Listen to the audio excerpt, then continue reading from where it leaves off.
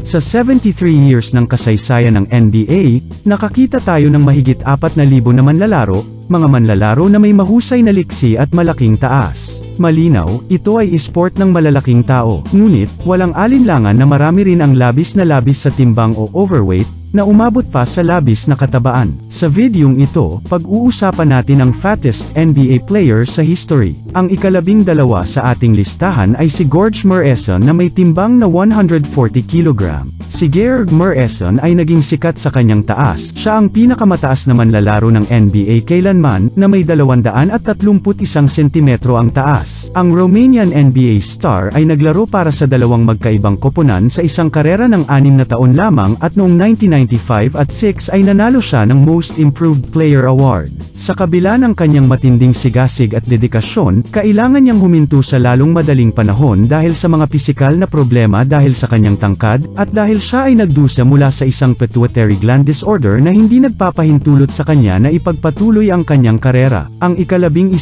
ay si Dexter Pittman. Nagsimula ang karera ni Dexter Pittman na puno ng mga inaasahan. Naglaro siya para sa Universidad ng Texas, kalaunan ay kinatawan si Virtus Bologna at naging regular na miyembro ng Terry High School sa loob ng 3 taon. Matapos ang pagiging 32nd pick ng Miami Heat sa 2010 NBA Draft, hindi na nagsimula ang kanyang karera. Ang kanyang katabaan ay hindi nagpapahintulot sa kanya na manirahan sa anumang koponan. Sa average na 2.3 na puntos lamang at 1.8 na rebound bawat laro, nagpunta siya sa bawat koponan at umalis sa NBA pagkatapos lamang ng 5 taon. Ang ika-10 sa ating listahan ay si Yao Ming na may 140 kg. Ang NBA Hall of Famer na si Yao Ming ay isa sa mga pinakakahanga-hangang manlalaro ng basketball sa lahat ng panahon. Itong inchik ay pinanganak para maglaro ng basketball, sigurado yon. Nakatayo sa 7 foot 6 inches height, hindi nakakagulat na isa siya sa pinakamabigat na manlalaro sa kasaysayan ng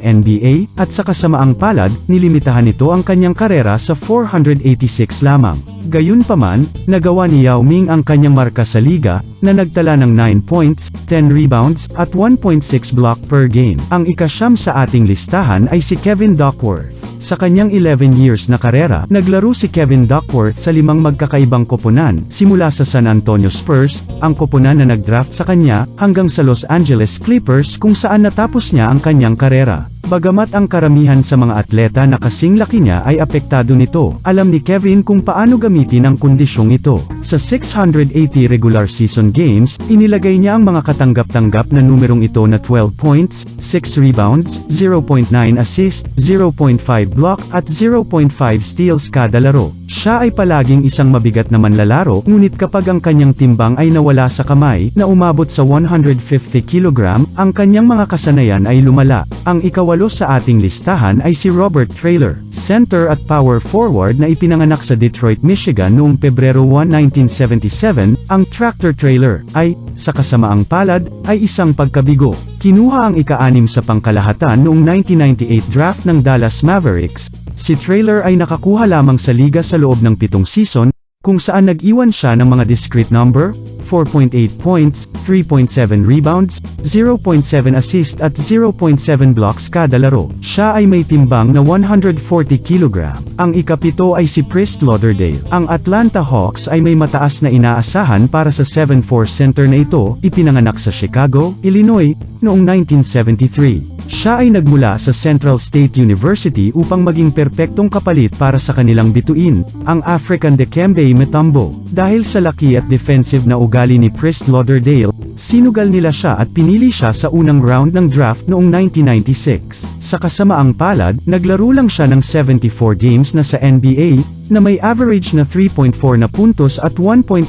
rebounds bawat laro. Siya ay may timbang na 140 pounds. Ang ika-6 sa ating listahan ay si Thomas Hamilton. Ito ay isang napakalinaw na kaso kung ano ang maaaring gawin ng labis na timbang sa isang nangungunang atleta. Si Thomas Hamilton ay isang malaking player sa 7'2 height at 150 kg na ang ilang mga ulat ay nagsasabi na siya ay kasing taas ng 350.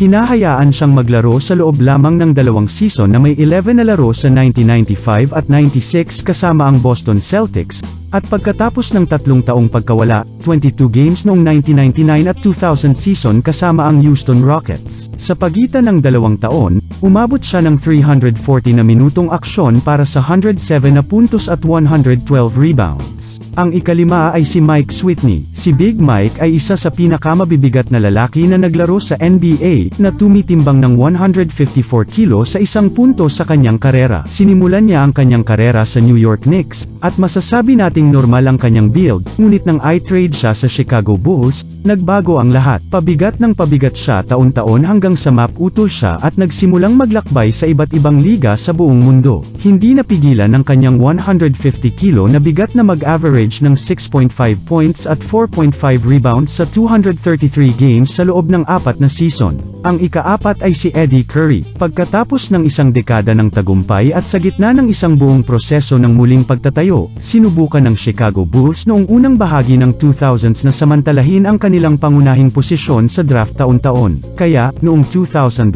kinuha nila ang 7-foot, 160 kilo center na si Eddie "Baby Shaq" Curry. Siya ay may 12.9 na puntos, 5.2 rebounds, at 0.7 block. Bawat laro ay mga katanggap-tanggap na numero para sa isang manlalaro na sa edad na 30 years old ay kailangang umalis sa boards dahil sa kanyang mahinang in-game defense, sobrang timbang ng katawan, at mga pinsala. Ang ikatlo ay si Sim Bhullar. Si Sim Bhullar, kasama ang kanyang 160 kilo na bigat at ang kanyang kahangahangang 7'5" na taas, ay pumirma ng 10 araw na kontrata sa Sacramento Kings. Naglaro lamang ng 3 laro, kung saan, sa kabuuan, gumawa siya ng isa sa 2 shot mula sa field, nakakuha ng isa, rebound, nagbigay ng assist at nagbigay ng block.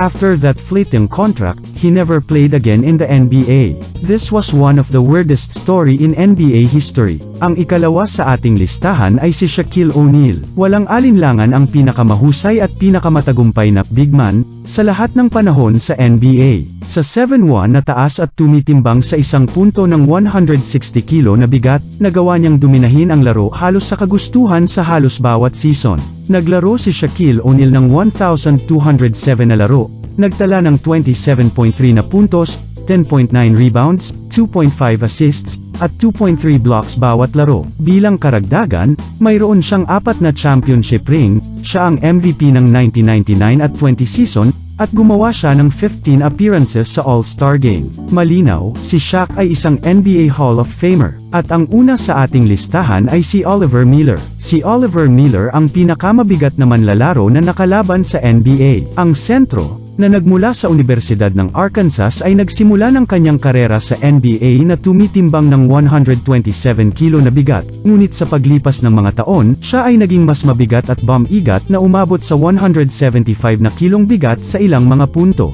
Ang Big O ay nagpakita ng isang partikular na bilis sa posisyon sa gitna. Sa kanyang 9 na taong karera, nag-average siya ng 7.4 points, 5.9 rebounds, 2.2 assists, at 1.6 blocks kada laro.